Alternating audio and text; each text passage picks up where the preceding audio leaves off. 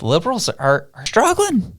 They're having a hard time really trying to find messaging that's resonating with people because they have nothing that they've brought to the table that's getting people excited personally. So they're just like, okay, what can we point to that will get them mad at the other side so they kind of stop being distracted with whatever we're doing?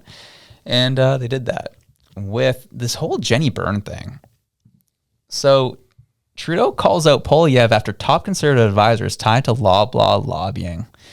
And this is Jenny Byrne, who's an MP, and she runs a company that had members of that company lobby for Loblaw on a provincial level in Ontario.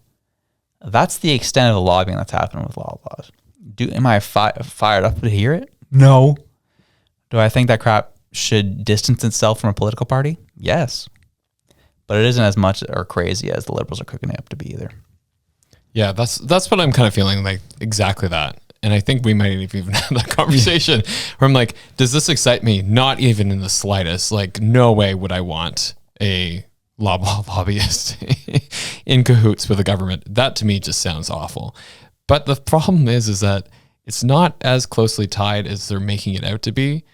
And I don't know what Poilievre does with this, because on one hand, he could get rid of her and be like, we aren't going to deal with lobbyists. The other way, he could be like, this is just more disinformation being spread by the Liberal government and keep her as a way to show that he's not afraid of it. But I don't know. I don't know what the right answer would be. My gut would be to keep her and say, screw you and your disinformation. But the other side of it is like, I'm really hating Loblaws. And if I see somebody who's voting for Loblaws tied to a party, that is going to annoy me.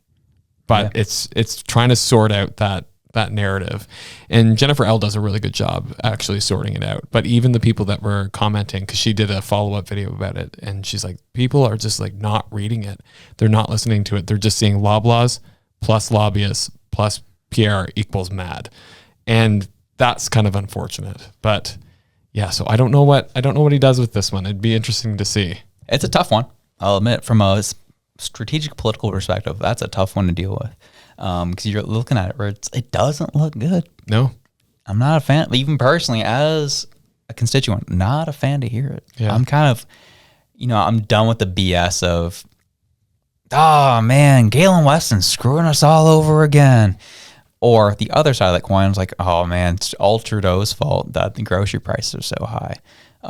People keep picking one side or the other, where it's clearly both. The issue I have is that Trudeau's policies gave Galen Weston and his homies a scapegoat of how they could increase prices and blame it on something like inflation because of his awful carbon price and all that crap. Trudeau gave way to this stuff and gave an opportunity to these guys to take advantage. So we'll leave it at that. But the Liberals are kind of finding little tidbits out here and there, just waiting for an opportune time to launch it, because they are struggling with any type of love from the Canadian people at this point. So again, if they can distract with something in the Conservative Party, that's really the only kind of benefit they have, unless they decide to actually change their ways and do things that are helping Canadian people, which they aren't showing they're not planning to do that anytime soon. So this is the way they're going to have to go. Yeah, but my thought is like, corporate lobbying is not a new thing. No. And corporate lobbyists being hired into government in various capacities is not a new thing either. So if I was a Conservative Party, the next thing I'd be doing is going, how many lobbyists who are lobbying for corporate entities are currently tied to the Liberal Party, currently tied to the NDP, and bring out that list. Because I bet you there's a few, and I bet you there's some that are a little unsavory. So if we're going to play that game, maybe bring that out. Or is the idea to just let this one kind of die silently into the night, I guess. I don't know. But yeah, there's a few things where, there's a lot of evidence that happened where there was a bunch of Loblaw lobbyists that attended Trudeau's fundraiser, which then came up later, followed up with a $12 million deal between the Liberals and Loblaw after that for refrigerators. So, interesting how that's all tied together. So, yeah, if you want to play that game, they can. But the problem is, this is where the issue starts coming in, right, between populism and kind of mainstream politics is,